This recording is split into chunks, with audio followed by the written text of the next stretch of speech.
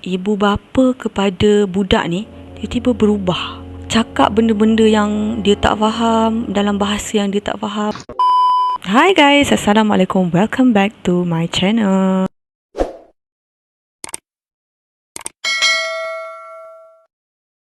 Okay, aku harap korang berada dalam keadaan sihat dan sentiasa happy selalu bersama family korang. So, terlebih dahulu aku nak minta maaf pada korang sebab aku tak dapat kotakan janji aku. Sebelum ni aku ada cakap aku akan cuba buat video dalam 3 hari sekali ke macam tu.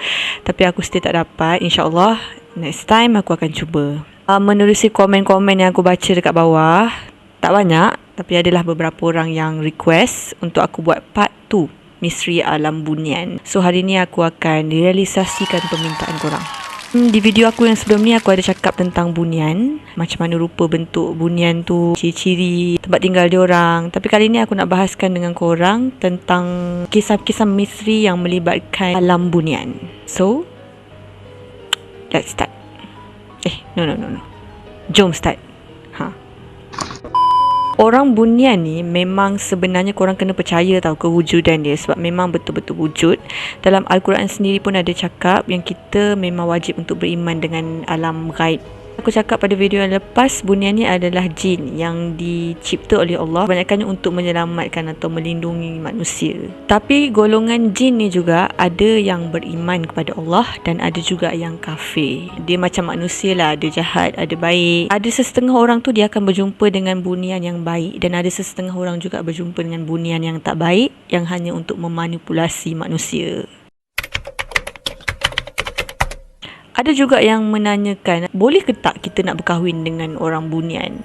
Aku sebenarnya tak tahu juga pasal hukum ni, tapi bagi aku dan apa yang aku tahu, memang manusia tidak boleh berkahwin dengan orang bunian kerana memang dah sah-sah penciptaan kita pun dah berbeza dengan dia. So memang tak dapat nak bersama, apatah lagi nak melahirkan anak. Tapi korang jangan tak tahu ada sebenarnya memang ada yang berkahwin, manusia berkahwin dengan orang bunian. Dah banyak sangat cerita-cerita yang aku pernah dengar sebelum ni. Macam sebelum ni aku cakap dengan korang, kebanyakan puteri bunian diorang lebih berminat kepada lelaki manusia, dan sangat-sangat jarang lelaki bunian berminat dengan wanita manusia. Ada, bukan tak ada, cuma jarang. Macam ada satu kisah yang aku nak kongsikan dengan korang. Ada seorang wanita ni yang dikahwini oleh putera bunian. So wanita ni aku namakan sebagai Salmah. Salmah ni dia memang dah mempunyai suami, dia alam manusia, dia memang dah berkahwin. Setelah 10 tahun dia berkahwin, dia masih tidak dikurniai zuriat. Belum ada rezeki lagi lah.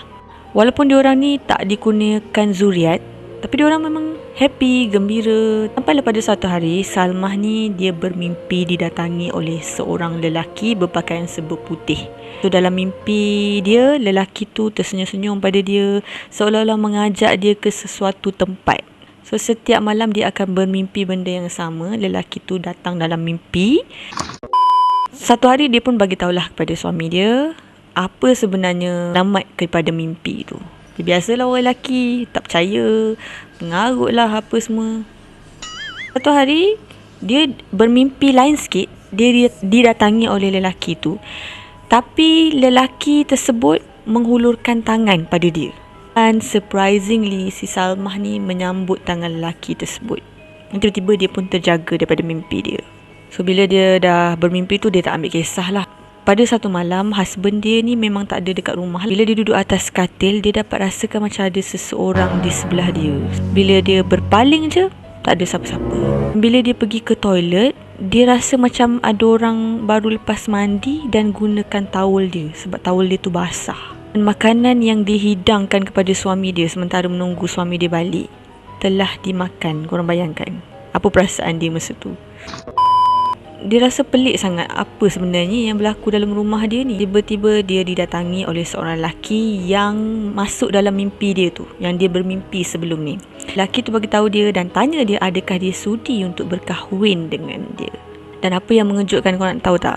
Perempuan ni bersetuju untuk berkahwin. Tapi perempuan ni bagi syarat pada lelaki tu. Dia bersetuju untuk kahwin dengan lelaki ni, tapi dia takkan pergi ke alam bunian. Maksudnya kalau lelaki tu nak balik, nak jumpa dia, lelaki tu boleh jumpa dia, tapi dia tidak boleh dibawa ke alam bunian. Dan lelaki tersebut bersetuju. Kiranya dia buat deal lah dengan lelaki tu. Dia deal lah. Di saat itu akhirnya dia berkahwin dengan lelaki bunian ni. Memang setiap malam Jumaat lelaki tu memang akan balik ke rumah dia. Bila dia tahu suami dia nak balik, suami bunian dia nak balik, dia akan kemas tempat tidur. Semua dia akan tukar. Cadar dia tukar warna kuning, langsir warna kuning semata-mata untuk menyambut kepulangan suami bunian dia. Kalau you guys nak tahu apa nasib suami manusia dia ni, selepas pada tu apa yang aku baca, dia orang bercerai dan sampai sekarang kot wanita tu meneruskan kehidupan dia bersama suami bunian dia tu. Aku tak tahu apa nasib dia sekarang. Wallahualam. Orang bunian ni kebanyakannya dia orang memang berminat dengan manusia. Tak semestinya dari segi perkahwinan, persahabatan pun kemungkinan dia orang boleh menjalinkan persahabatan dengan kita. Macam ada dekat satu perkampungan tu, dia orang ada satu hutan yang memang penempatan bunian. Jadi setiap kali dia orang nak buat kenduri ke apa ke, dia orang memang akan pinjam pinggan mangkuk daripada makhluk bunian. So pinggan mangkuk tu memang kena hantar dalam keadaan baik lah, tak boleh pecah-pecah. Kalau tak, nasib lah. Orang bunian kebanyakan diorang pilih lelaki yang tidak mempunyai anak setelah beberapa tahun berkahwin, dan satu lagi lelaki bujang. Kebanyakannya memang menjadi pilihan diorang. Ada setengah tu diambil oleh orang bunian daripada kecil lagi, daripada lepas lahir tu. Contohnya macam ada satu kisah ni di mana dia kehilangan anak dia selepas melahirkan. Aku namakan perempuan yang melahirkan ni sebagai Amira. Amira ni dia masa tu dia tengah mengandung, dia tengah sakit untuk beranak. Setelah hampir 4-5 jam bertarung nyawa nak melahirkan anak ni, akhirnya zuriat dia dapat dilahirkan. Dia dapat baby lelaki lah. Beberapa bulan sebelum dia melahirkan, dia ada bermimpi didatangi oleh seorang wanita yang berpakaian serba putih. Dan wanita tu ada menghulurkan dia macam keris. Beberapa kali juga wanita berpakaian putih tu cuba untuk bagi dia keris, dan beberapa kali juga dia cuba menolak. Pada malam ke-7 dia bermimpi, akhirnya dia ambil keris tu daripada wanita berpakaian putih tu. So berbalik-balik pada cerita selepas dia melahirkan baby, dan pada masa tu tak ada orang dekat dalam bilik. So baby dia ada dekat atas macam buaian lah. Mungkin kerana terlalu kepenatan, dia pun tertidur. Dia terjaga, dia tengok anak dia tu memang dah tak ada dekat tempat buaian tu.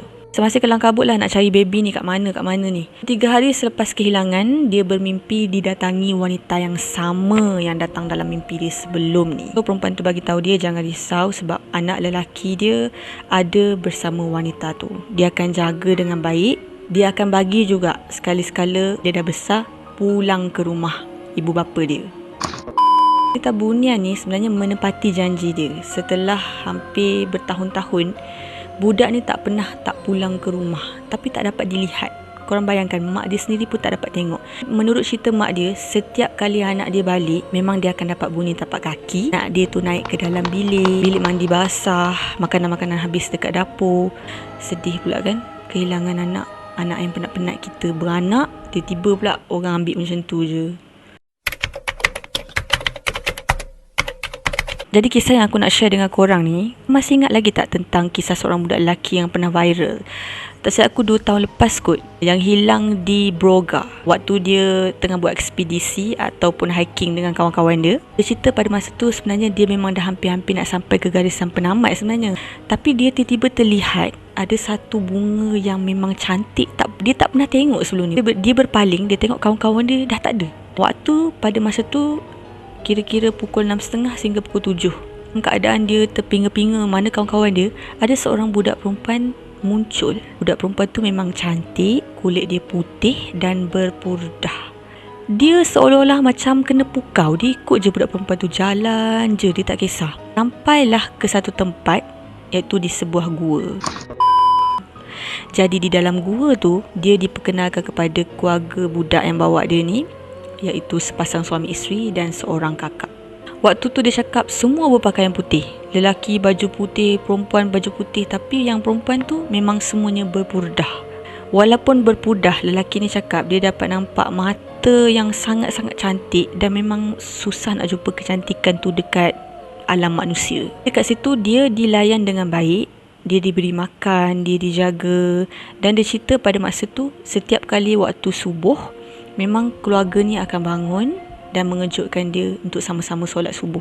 Dan dalam gua tu ada satu Al-Quran yang sangat besar.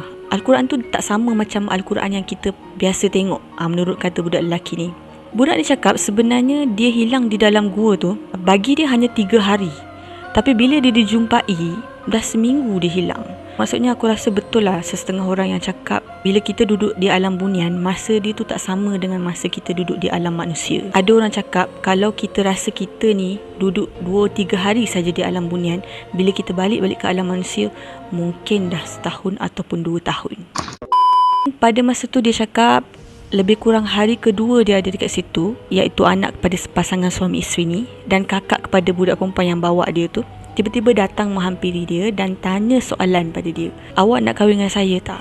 Pada masa tu dia cakap memang perasaan dia hampir-hampir terpukau sebab perempuan tu memang terlalu cantik di pandangan mata. Alhamdulillah benda tu tak melalaikan dia. Dia masih ingat keluarga. Dalam kepala dia ni, dia nak jumpa mak, dia nak jumpa ayah, dia nak balik rumah. Perempuan bunian ni tanya dia hampir 2, 3, 4 kali juga, tapi jawapannya masih sama, saya tak nak, saya nak balik rumah. Pada hari ketiga, iaitu hari terakhir dia ada dalam gua tu, tiba-tiba waktu dia tengah tidur, ada satu ekor ular senduk tiba-tiba jatuh dekat atas badan dia. Dan ular tu bangun, berdiri dan bercakap. Ular tu bagi tahu dia kalau nak selamat dan lepaskan diri daripada tempat ni, ikut arah matahari. Dia ikutlah apa yang ular tu cakap. Dan akhirnya setelah 7 hari didapati hilang, dia dijumpai oleh orang ramai dalam hutan yang sama tempat dia hilang. Ada juga yang tanya dia, takkanlah dia tak ada nampak perkampungan ke, selain daripada 4 beranak ni tak ada lagi ke orang lain. Tapi dia cakap tempat yang dia sampai tu adalah sempadan, dia belum masuk lagi ke perkampungan tu. Kalaulah dia buat pilihan, dia bersetuju untuk berkahwin, mungkin dia dah dibawa ke kampung bunian. Dia selamatlah dan dia menceritakan pengalaman dia tu kepada semua orang lah. Kisah yang seterusnya aku nak ceritakan kepada korang adalah tentang seorang budak perempuan yang berusia lebih kurang 16 tahun macam tu. Dalam perjalanan untuk balik ke kampung bersama dengan keluarga dia. Okay, so bila dah berjam-jam atas kereta, akhirnya dia beritahu parents dia nak buang air. Jadi diorang pun berhentilah ke tempat R&R macam tu lah. Tiba-tiba dalam 5 ataupun 10 minit macam tu, dia keluar, dia nampak ibu bapa dia memang dah ada kat depan tunggu dia. So bila masuk dalam kereta tu, ibu dan ayah dia ni tiba-tiba senyap. Seorang pun tak bercakap, menimbulkan keganjilan dalam diri dia sebab ibu dan ayah dia ni memang tak pernah diam macam tu. Dan tiba-tiba kereta diorang ditahan oleh seorang nenek di tepi jalan. Mak dengan ayah dia ni pun bagi nenek ni tumpang. Nenek ni berpakaian macam orang-orang Melayu lama dulu, pakaian tradisional. Nenek ni duduklah di sebelah dia dan ada satu bakul di samping dia. Dia tengah pegang bakul. Perjalanan pun diteruskan sehinggalah 5 minit, 10 minit selepas berhenti ambil nenek, tiba-tiba korang nak tahu tak? Ibu bapa kepada budak ni tiba-tiba berubah. Cakap benda-benda yang dia tak faham, dalam bahasa yang dia tak faham. Tiba-tiba dia orang mengilai. Bulu roma aku pula yang naik ni, apa hal pula? Ayah dia ni pun pandang dia, tengok dia macam tu, macam gitu. Tengok dia macam nak makan macam tu. Tiba-tiba nenek yang dekat sebelah ni pun terus peluk dia. Dan nenek ni bisikkan kat telinga dia, kamu jangan risau, nenek ada, nenek akan selamatkan kamu. Peluk erat-erat sampailah dia pengsan. Dia terjaga, dia dapati dia berada di sebuah rumah kayu tradisional. Pak nenek yang ada dalam kereta bersama dengan dia tu ada di samping dia. Dan nenek beritahu, kamu jangan risaulah, kamu dah selamat. Dan sementara kamu nak tunggu ibu dan ayah sebenar kamu datang ambil, nenek akan jaga kamu dan kamu boleh berehat kat sini. So malam-malam tu dia tak ada fikir banyak sebab mungkin dia terlalu penat. Dan esokan harinya dia terjaga dan sebenarnya dia tengah berada di dalam hutan penuh dengan pokok-pokok. Rumah nenek yang dia cakap yang dia nampak tu memang tak ada. Dia duduk dekat hutan dan tiba-tiba dia terdengar ada orang panggil dia. Rupanya pencarian terhadap kehilangan dia tu dah disebarkan dan bomba dengan polis pun memang datang cari dia. Misteri di sebalik tu aku tak tahu sekarang ni siapa bunian sebenarnya. Tapi aku rasa nenek tu lah, sebab nenek tu cuba untuk menyelamatkan dia. Kisah yang seterusnya pula tentang seorang lelaki yang aku namakan sebagai Azlan. Tapi bukan Azlan takdir yang tertulis tu ya. Jadi Azlan ni pekerjaan dia adalah mengajar Al-Quran, tajwid pada semua orang. Pada satu hari dia didatangi oleh seorang lelaki yang tegur dia dekat masjid pada masa tu. Lelaki ni cakap, boleh tak awak datang ke kampung saya untuk mengajar Al-Quran di sana? Dia dia pun tanyalah dekat mana kampung tu. Tak apa, nanti saya tunggu awak dekat simpang yang dekat sebelah sana. Nanti kita akan sama-sama berjalan sampai pada masa yang telah dijanjikan. Tapi jalan-jalan yang dilalui tu memang dia tak tahu langsung, sedangkan dia memang orang kampung. Perjalanan tu dia dapat rasakan memang sangat jauh. Kejauhan tu dia nampak ada satu perkampungan yang ada tertera tulisan Jawi dekat dia punya pintu gerbang, dan di situ ada masjid yang diperbuat daripada kayu. Dia ni pun bagi tahulah, kat sinilah saya nak minta tolong awak ajar Al-Quran kepada orang-orang surau kat sini. Dia masuk, dia tak fikir panjang, dia mengajarlah Al-Quran dekat situ kepada hampir 5 ataupun 6 orang.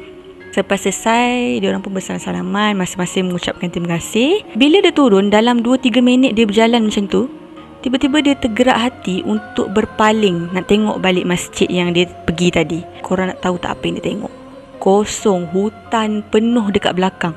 Masjid ataupun surau yang dia pergi tadi memang tak wujud, tak ada pun. Kalau korang ada kat tempat dia, rasa pengsan kot. Okay guys, itu saja cerita yang aku nak share dengan korang. Untuk next video, aku akan buat video-video yang lebih menarik lagi. Kalau korang ada nak request ke, ada cerita-cerita yang korang nak aku cerita, korang boleh komen dekat bawah. Tapi jangan lupa untuk like, share and subscribe dulu. Okay, terima kasih korang. Kita jumpa lagi. Bye. Assalamualaikum.